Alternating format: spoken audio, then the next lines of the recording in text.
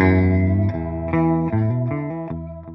afternoon and welcome to Mark TV as we continue our interviews leading up to the 2020 US Open, a US Open T20 tournament that we thought would not have happened, but in the midst of a pandemic, the good guys at Cricket Council USA have found it somehow. They have found their way, and you will be having a US Open T20 tournament on this from December the 15th. Joining me now is Saki Mohammed, no stranger to cricket in Pakistan and also in America. He has done a lot for the development of cricket, highly respected, and he's joining us because he has some good news as well leading into this US Open. Good afternoon, Saki. How are you?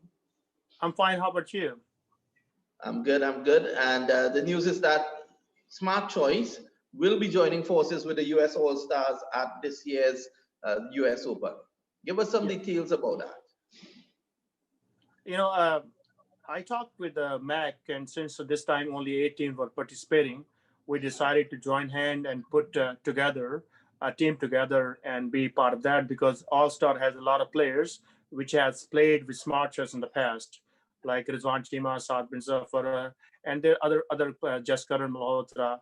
So I thought this is a good combination, join hand and be part of US Open this year instead of not going at all.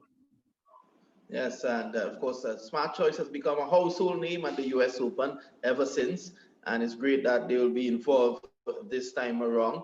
That's going to be a very strong unit because you have US All Stars joining with Smart Choice and also the Faisalabad Falcons. You must be excited about the prospects of this team even going on to lift the title. Yeah, it's a look, lifting title when you come to a semi-final or final, it's anybody's game, but at least you stand a pretty good chance to be very competitive and get a good fight to other teams. And we have a couple also players coming from Pakistan who have been playing there, and they're young, and we want to introduce them over here. So that's one another reason to be part of that too. And of course, the quality of the tournament, if you may give your views on that. What do you think of the quality of the US Open? See, one thing about cricket in USA that US, especially CC USA, through US Open, has done great job. They have conducted tournaments in different part of the country under the same umbrella. So you got to give them high credit. And as far as US Open is concerned, is a highly regarded. People look for it and they wait for it. And unfortunately, this year there won't be too many teams, but restricted to 8 teams. But it has really set high standard. It has given opportunities for last 2 decades in different ways, and it has really done a great job for US cricket. Well, I followed your comments very closely. Not often do I read long comments on social media, but I always make the time to read yours. And I think it's fair to say you're not very happy with the central administration of USA cricket at the moment. See, a problem is when USA, ICC America took over, they made so many promises, and we was given kind of that they will be all inclusive. But as things move forward, you build a relationship with somebody, and once they're gone, new people come in. They have no idea about you, and they did not continue with the policy.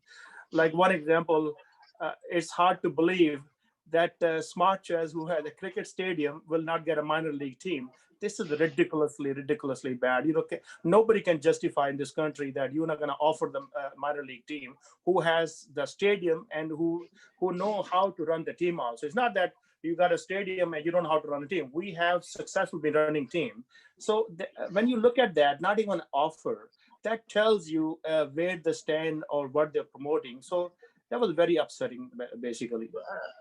On a personal note, it's a blow to you as well, because you would have invested a considerable amount of your funds into the development of cricket in the United States, especially in Houston.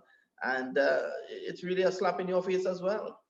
It looked like that, but it gives you new motivation, because something doesn't happen your way, you're going to go on your own way and you're going to do the thing the way you want to do it.